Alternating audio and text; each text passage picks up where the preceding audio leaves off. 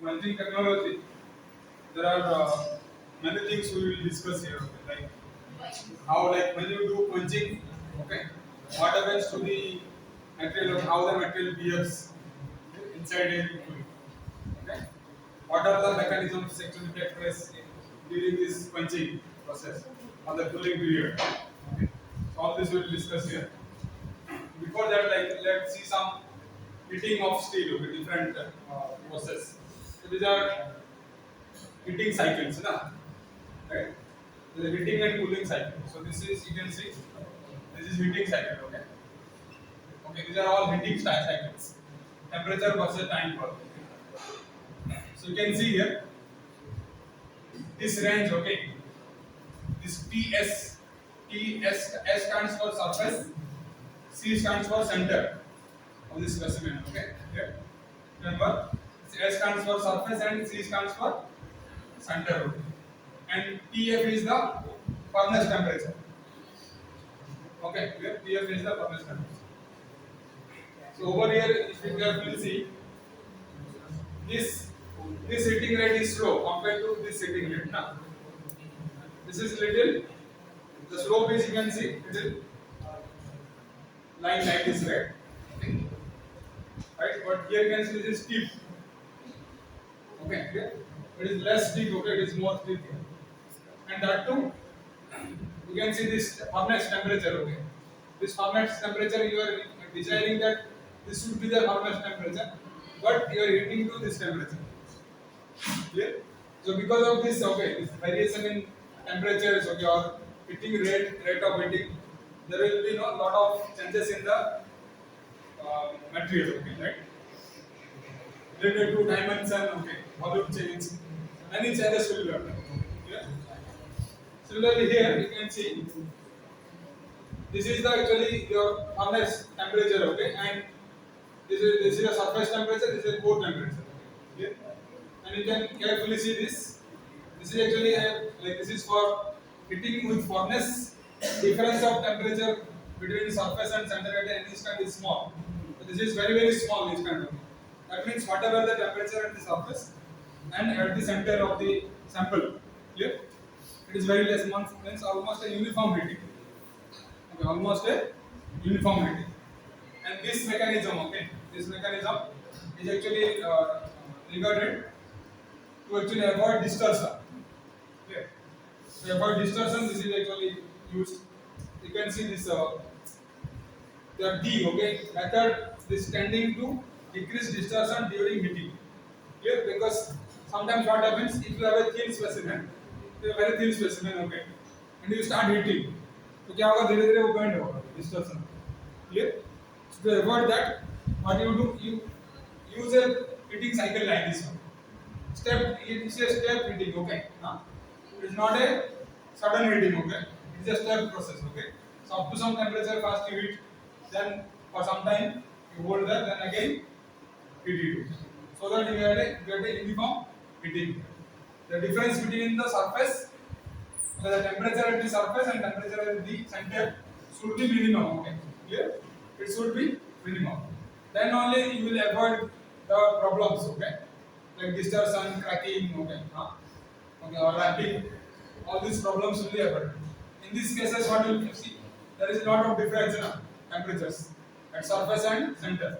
So what will happen is the material will actually, when you quench, it will actually affected with cracking, okay, or wrapping, okay, or distortion. A lot of stress will be generated, thermal stress. Clear? So that way actually the material will actually face problem during application. Okay, it will fail.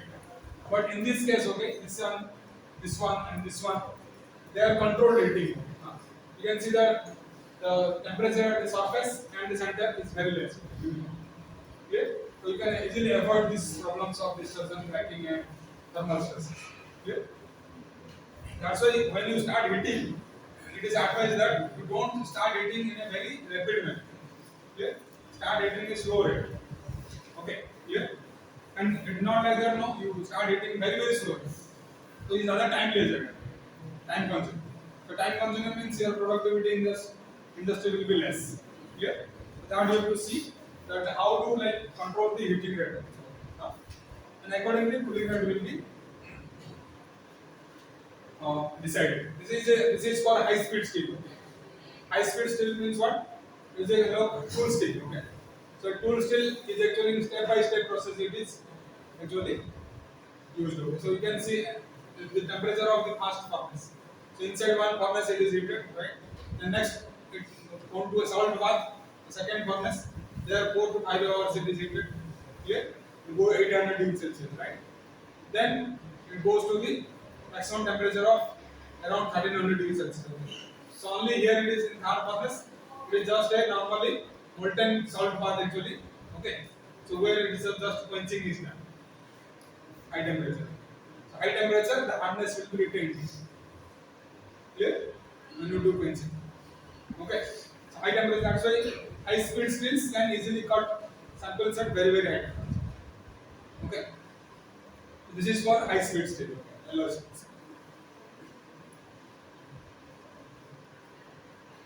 So this coupling effect, okay, this you can see this coupling effect.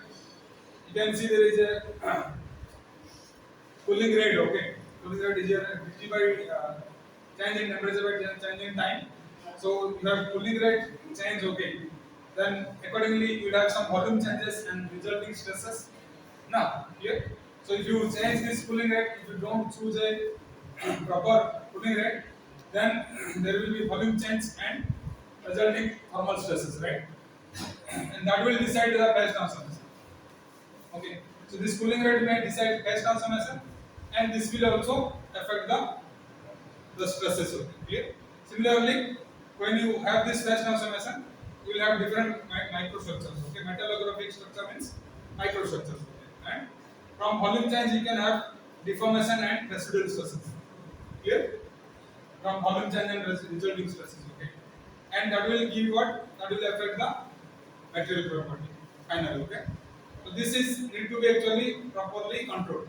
For that, only you have to see what should be the ideal heating rate, cooling rate. Clear? So that's why it is very important to understand this. Okay.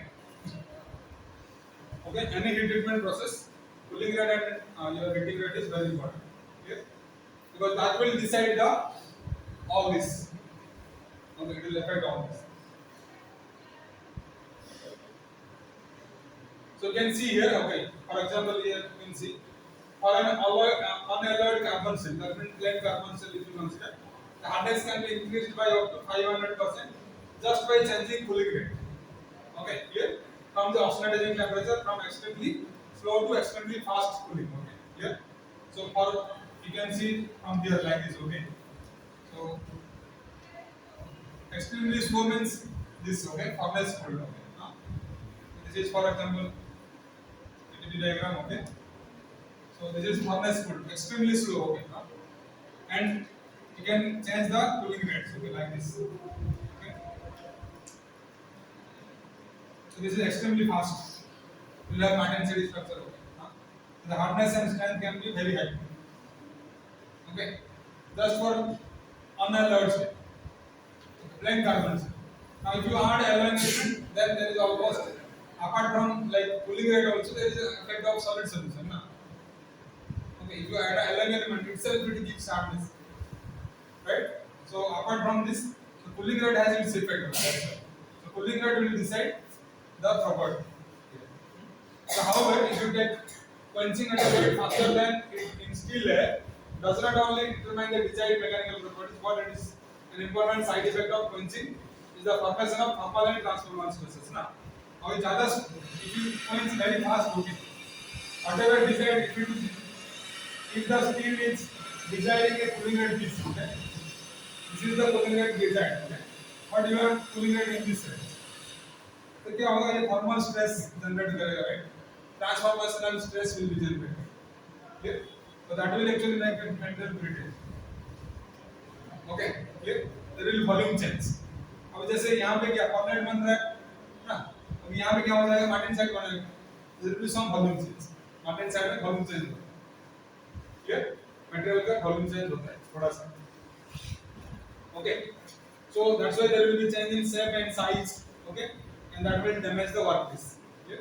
So that you need to, so that's why you need to take care of this cooling rate. Okay, so this is very important for us to understand. So that's why the different quenching medium is used. Okay.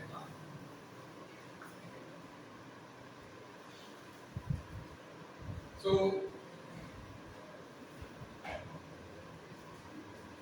the quenching condition, okay. So all these coupling effects, okay, whatever we saw between temperature distribution during quenching, metallic structure, the microstructure, okay, and the stresses required, okay, correct cooling rate during heat treatment, okay.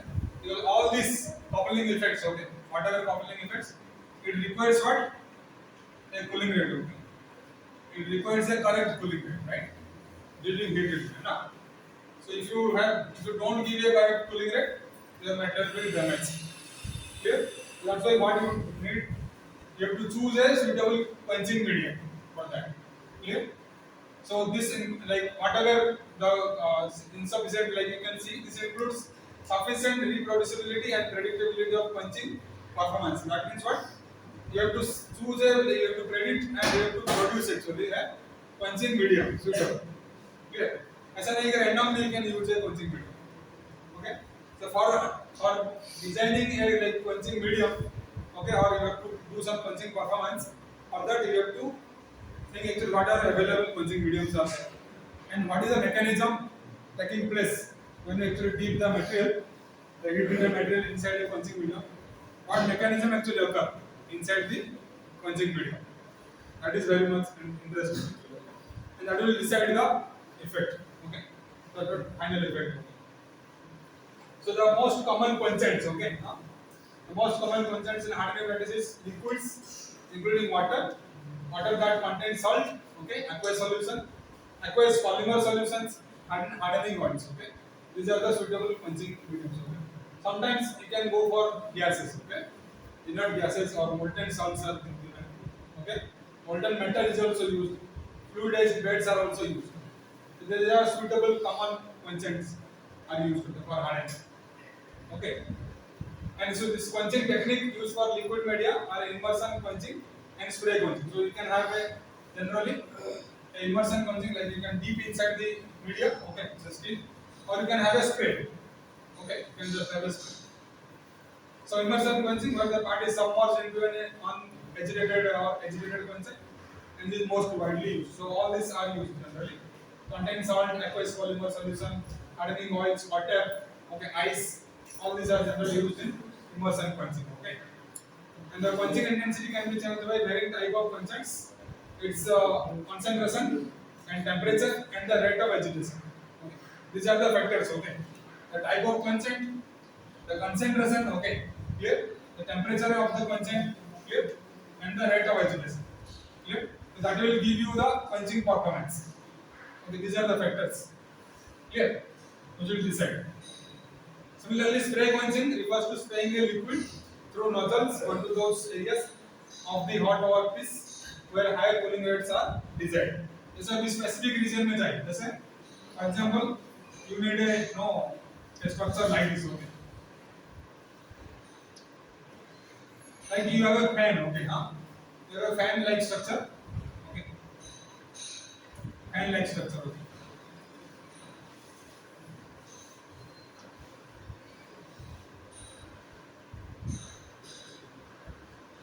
Okay, so you don't need the surface need to be like, you don't need that this part should be hardened, okay.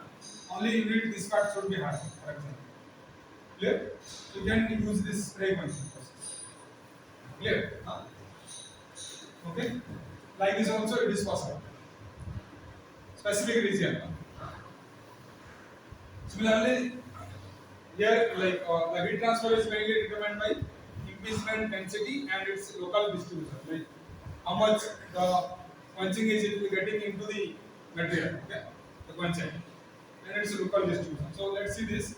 What are the effects? Okay, further we'll see what are the effects. Okay, there are many effects. Okay? But there are metallurgical transformation behavior during quenching. Okay, so what could be possible metallurgical transformation behaviors? Okay? So first is influence of cooling rate, right? So you can see this is a iron cemented phase diagram of 0.4 0.45% carbon. Clear? And it's actually under cooling. Okay, it's under cooling. This cooling rate is decided, like you can see, these lines are cooling lines. Okay, these lines are cooling lines. Okay, so this is AR1 and AR3 means here actually surface and core. Okay, clear? These two lines are given because there is a surface and there is a core part. Okay, that's why it is given. Clear? Similarly, that will be decided by this. Okay, clear? So this is the for core. This is for the surface one. Clear? Okay, for this steel you can see as this is the MS temperature, so you can get maximum. Okay, here granitic and magnetic structure over here at the surface, and at the core you will get perlite and magnetic structure. Okay, so if you see this structure, okay, it will give you what? Up to here it is magnetic structure, then magnetic structure. So this final microstructure will give you perlite, magnet, and some amount of magnetic also some amount of magnetic. Okay, because it touches this magnetic. Okay, it does not go beyond this line. Okay, this line. Okay, clear? That's right. So this is a plain carbon steel. Okay, right? And it is oxidized at 850 degrees Celsius, and it is described by the metastable this diagram. You can see this is CCD diagram. This is your cooling curve. Okay, cooling curve for this steel. So in this way you can say the cooling rate, how it is actually affect the microstructure of this steel. Okay. So if you choose this cooling rate, you will get a different microstructure. If you choose a different cooling rate, this cooling rate will get different microstructure. Okay. So that's what it is about, influence of cooling rate. Okay. So you can see the microstructures over here. So this is a see 1040 steel obtained with increasing cooling rate from oxidizing temperature 850 1000x. Okay. First is globular cemented. Okay, gray in the globular cemented is gray. In the ferrite matrix white. After tempering it, this is 680 degrees Celsius. Okay. This is not 8. Okay. 680 degrees Celsius over 60 hours, starting from a ferrite perlite microstructure. Clear? So this is tempering done. Okay. You have a first initial what? You have a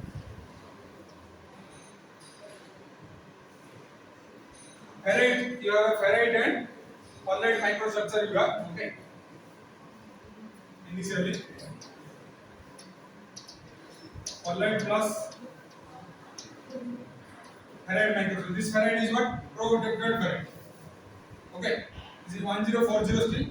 So it will give you protected ferrite plus perlite. Okay, clear? So initially it is oxidized at 850 degrees Celsius. Then it is cooled, you get perlite plus perlite. Correct. Okay. So in this case, this perlite, when it is tempered, it is saying that it tempering at 680 degrees Celsius. Okay. Clear? So when your tempering will do, you will get what? This you can see this microstructure. Okay. Here you will see globular. Okay. Globular cemented, which is grey in color. Okay. All small bubbles like this structure. This is called globular cemented. And the bright phase or white color phase is the ferrite. Clear? So this is what? This is a very slow cooling rate. Tempering why? Or slow cooling rate. That's why you get this microstructure. Okay, clear? Next, you come to this microstructure B. Okay. Here the white phase, you can see this all white phases. Okay, this is called pro-integral ferrite. Now, here the white phase, and you can also see very dark. Very dark is the fine perlite. Okay, and also there is also coarse perlite. Okay, easily observed lamellar structures. So these parts are this is actually coarse perlite. This is coarse perlite. Okay, clear? So this is pro-integral ferrite and perlite, which is dark in a normalized structure. Heat treatment is actually 850 degrees Celsius in air. Okay. So initially it was first it was tempered. It is now air cooled. Okay. Normalized. This is a condition of normalization. Okay. There is a mixture of fine perlite and coarse perlite. Okay. So more fine perlite is the less coarse perlite. Next in the third figure C, okay, figure C, you got perlite ferrite white, okay, you can see this small ferrite matrices are like this. This is ferrite, okay, these are ferrite, but this structure is perlite. Protectors, perlite ferrite white and carbide dark.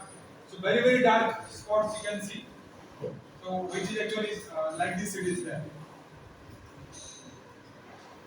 These lines now, thick lines, okay. Perlite ferrite white and carbide dark in an element of parallel plates and small amounts of protected ferrite. So these are what? These are protected ferrite. These are protected ferrite. This is protected ferrite. But this is actually what? This perlite is there. Ferrite and carbide are lamellar actually parallel is there. This is a coarse perlite, okay? And this is actually heat treated very slow cooling, okay? Right? It's very slow cooling. Clear? Similarly, the D structure, okay, which is actually a binary structure. This is a binary, so this is a lath, okay? You can see this kind of structure. This kind of structure is there, like this. Okay? This is a binary structure, okay? Clear? This is a binary structure, okay? Clear? Similarly, this all you can see this. These are actually ferrite and carbides are precipitated. Clear? These are all the structures also. Ferrite and carbide. This is completely binary structure, okay? This is heat treatment in oil quenching. Okay. Similarly, this is a matte and silk structure. Okay.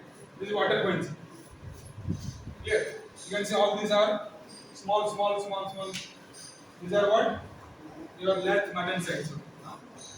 Similarly here, in this case, what do you see? This is still in air cooling. Okay, air cooling you do. This is what? Woodman statin ferrites are forming. So this is the grain boundary. This is the ferrite, okay. Grain boundary ferrite. And into the grains, okay. So like this. This is the Woodman statin ferrite. Okay, clear? So with different, so you can see here by influence of cooling rate, you can have different microstructure. Okay. So if you have this microstructure, the properties will vary. So this will be very tough. Okay, this will give you good toughness. This will give you high hardness. Okay. This will give you strength and hardness. Okay, comparable. This is also will give you good high strength and hardness. Okay. This will give you also very good strength and toughness. This will give you good toughness and also strength. Okay.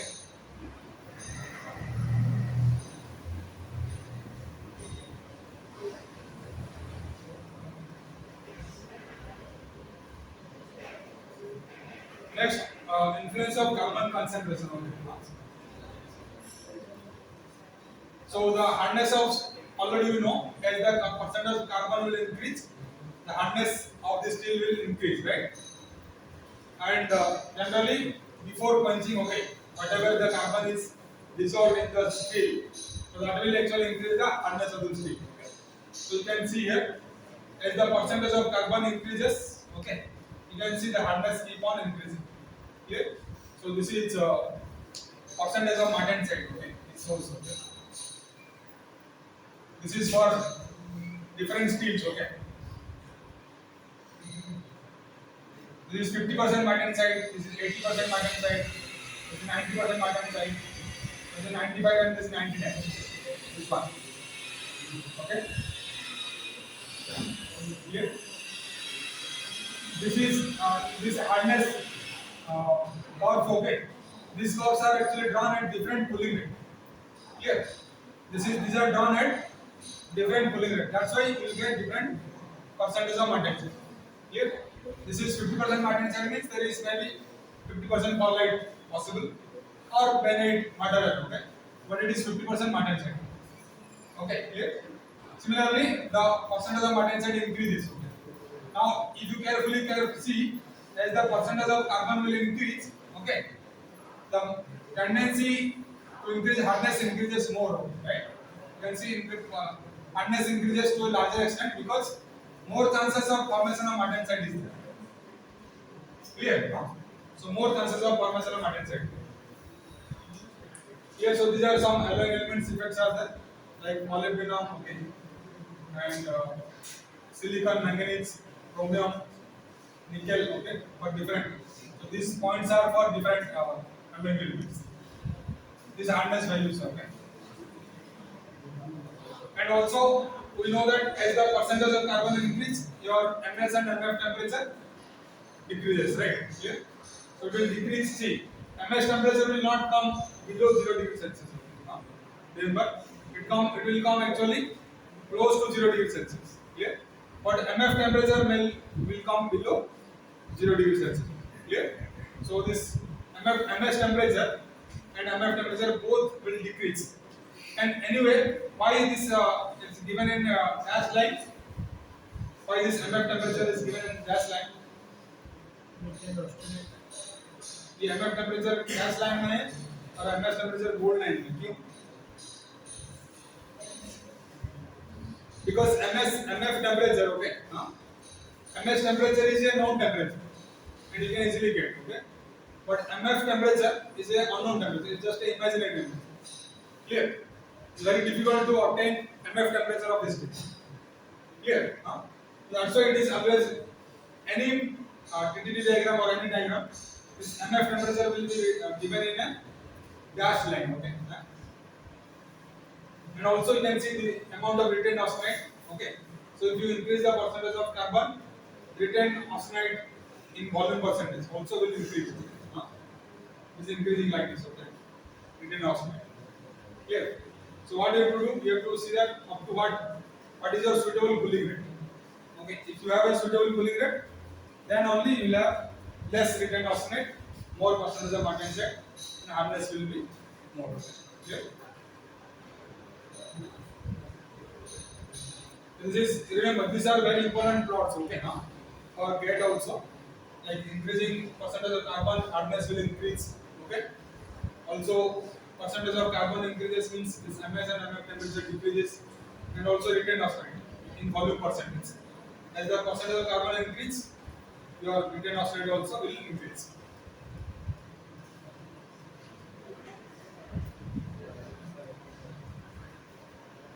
So, influence of alloy elements already we have seen, okay, in previous sections.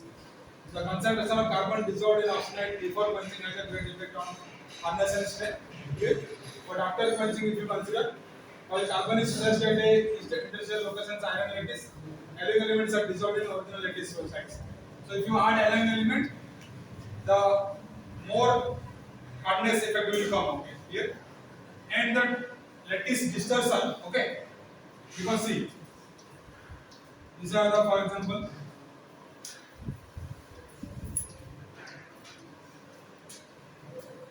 these are all lattice positions. Okay, all these intersection points, they are all lattice positions.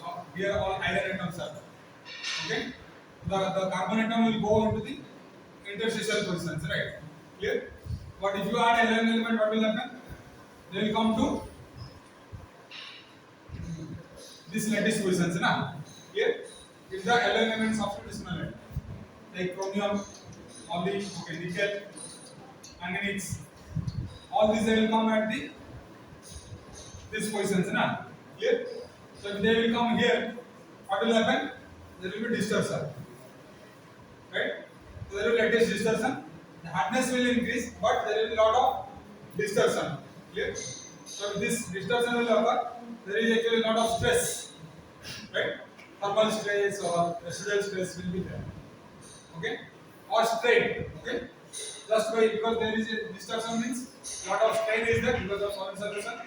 So a lot of stress will be generated. Clear? So for that you have to choose a proper again a quenching medium. Because if there is a lot of stress and you choose a very fast quenching medium, cooling rate, then what will happen?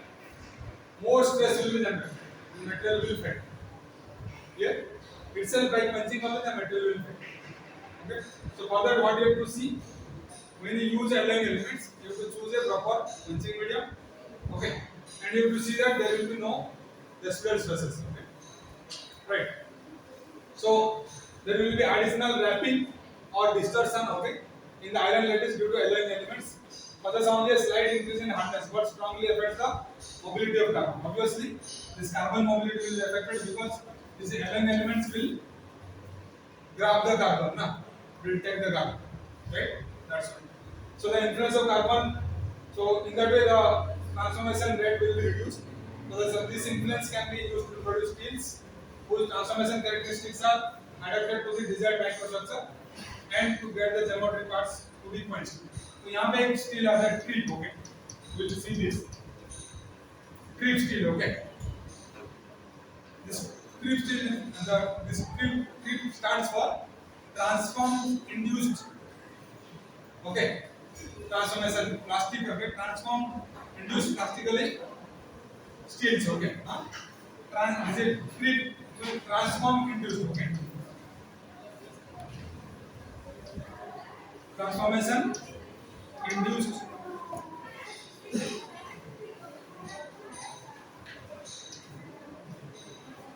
plastically deformed steel. Okay, we will discuss this in detail. Okay, coming classes. Similarly, there is a tube steel. Okay, tube is twin. Okay, TW stands for twin. Okay, this is twin induced. Twin induced plastically deformed steel. Here. So here they are actually special purposes. Okay, these steels are used. So generally they come actually because of this effect. Okay, LL. Okay, because the transformation is actually not taken care by the LL. Similarly, stress. Okay, in place of stresses, you can have internal stresses found during quenching, and will have a decisive influence on the transformation behavior of austenite, as already described previously. And depending on the chemical composition and cooling rate, austenite can transform into the colloid, Behera, and martensite. Already we have discussed this. And all these phase transformations are accompanied by volume expansion always. Okay. So specifically, the martensite transformation, it is volume expansion. Okay. And the change in volume or length will cause actually stress. Clear? So if there is little bit of change in dimension, that will give you stress. So this transformation actually, whatever metallurgical transformation during quenching, they will also create some stress. Okay, and this stress may further affect the material property because the microstructure will be different. Okay, so these are the gases.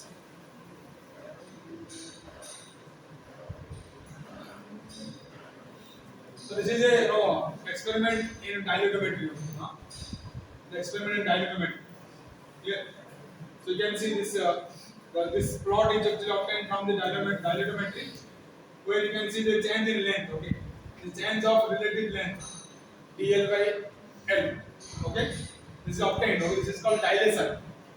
Okay, so dilation with temperature. So this is, you can see from high temperature when it is cooled. Okay, you can see there is a slope change. So from here actually the slope was this. This was the austenite line. Okay. So if you pull the austenite from high temperature to low temperature, it will follow this line. Clear? But because of the transformation, clear? Because of the alloy actually the transformation, the stress generated, there is a change in slope here. Suddenly. Clear? So this change in slope, okay? So initially it was austenite, this microstructure changed to what? Ferrite plus pearlite. Clear? So there is a change in the slope here. And then from again as you pull, okay, you will find that this will transform to martensite. If you do a very faster pulling, clear? You are very faster pulling, you will get your martensite. Clear? So this change in length it will obtain from here. So you can find out okay, this difference. This difference of the change in length. Similarly here. Okay. So in lab we will do an experiment of dilutometry. There you will find out. There is a small specimen, a cylindrical specimen is prepared. Very small specimen. Okay. It is kept inside a furnace at very high temperature. Okay. And the Cooling rate is actually same. Then inside the like on in the monitor, you will see a plot like this. Okay, we will see this okay, in the lab. This is an influence of stress. Okay, we'll stop here.